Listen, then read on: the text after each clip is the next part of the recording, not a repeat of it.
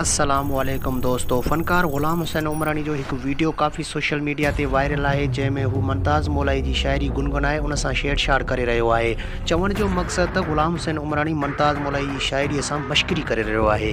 तफ़सीली ॻाल्हि ॿोल शुरू करण खां पहिरियां जेकॾहिं तव्हां असांजे यूट्यूब चैनल ते नवां आया आहियो त महिरबानी करे असांजे यूट्यूब चैनल खे सब्सक्राइब करे घंटी बटन ते क्लिक करे नोटिफिकेशन ऑल करे छॾींदा।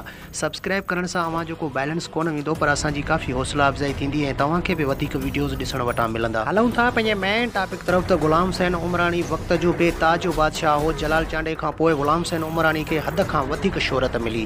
ग़ुलाम हुसैन उमरानी जो ताल्लुक़ उस्ताद मोहम्मद बलोचिस्तान सां आहे। शादी जे प्रोग्रामनि में ग़ुलाम हुसैन उमरानी फ़नकारी खां अॻु डांस कंदो हुयो। शादी प्रोग्रामनि दौरान ग़ुलाम हुसैन उमरानी फ़नकारनि सां बि मुलाक़ातूं कंदो हो। उन खां पोइ ग़ुलाम हुसैन उमरानी फ़नकारी शुरू कई ऐं हिकु फ़नकार थियो। फ़नकार थियण बाद ग़ुलाम हुसैन उमरानी केतिरा ई एल्बम कया, पर कामयाबी ग़ुलाम हुसैन उमरानी खे न मिली। उन खां पोइ ग़ुलाम हुसैन उमरानी ते मुमताज़ मोलाई पंहिंजो हथ रखियो। इश्क मुमताज़ तेरे मोलाई, इश्क खसीदो आबाद शाही। उन खां पोइ ग़ुलाम हुसैन उमरानी जो बरखा एंटरप्राइज़ तरफ़ां गीत आशिक मजबूर मार्केट में अची वियो, जंहिं गीत खे भरपूर सिंधवासियुनि तरफ़ां मोट ॾिनी। आशिक मजबूर भली केॾो भी कंधार हुजे।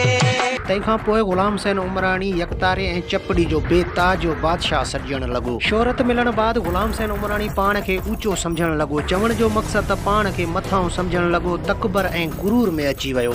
सिंध खां तक़रीबन 300 किलोमीटर सफ़र करे शाइर मुमताज़ मोलाई जॾहिं ग़ुलाम हुसैन उमरानी सां उस्ताद मोहम्मद मिलण वेंदो हो त ग़ुलाम हुसैन उमरानी शोहरत जे नशे में शाइर मुमताज़ मोलाई सां मिलण खां बि इनकार करे छॾींदो हो। मुमताज़ मोलाई ग़ुलाम हुसैन उमरानी जो तकबर ऐं गुरूर ॾिसी ऐं पंहिंजी कयल ग़ुलाम हुसैन उमरानी ते महिनत खे ॾिसी आख़िर मुमताज़ मोलाई रब ते रखियो। मुमताज़ मोलाई ऐं शाइर महर ड्रिबाई ग़ुलाम हुसैन उमरानी खां हमेशह लाइ अलॻि थी विया ऐं आहिस्ते आहिस्ते ग़ुलाम हुसैन उमरानी जी फ़नकारी ज़वाल पज़ीर थी ऐं अॼुकल्ह कोई बि सिंधवासी ग़ुलाम हुसैन उमरानी खे ॿुधण लाइ बि तयारु न आहे। हाणे फ़नकार ग़ुलाम हुसैन उमरानी मुमताज़ मोलाई जी शाइरी पंहिंजे ज़बानी गुनगुनाए उन शाइरीअ ते मश्करी करे रहियो आहे। चवण जो मक़सद त ग़ुलाम हुसैन उमरानी दिलि जी बाहि ठाहिण लाइ मुमताज़ मोलाई जी शाइरी ते मश्करी कंदे साबित करण पे चाहियो त अॼु बि मां यकतारे ऐं चपड़ी जो बेताज जो बादशाह आहियां ऐं मुमताज़ मोलाई मुंहिंजे अॻियां कुझु बि न आहे। दोस्तो, ही वीडियो काफ़ी सोशल मीडिया ते वायरल आहे ऐं मुमताज़ मोलाई जा परस्तार काफ़ी उमरानी ते तनक़ीद करे रहिया आहिनि ऐं के त मुमताज़ मोलाई जा परस्तार ग़ुलाम हुसैन उमरानी ते तनक़ीद कंदे सोशल मीडिया ज़रिए लिखनि था त ग़ुलाम हुसैन उमरानी हाणे पंहिंजी ज़हनी तवाज़ुन विञाए वेठो आहे। अचो त सभ खां पहिरियां उहो वीडियो ॾिसूं।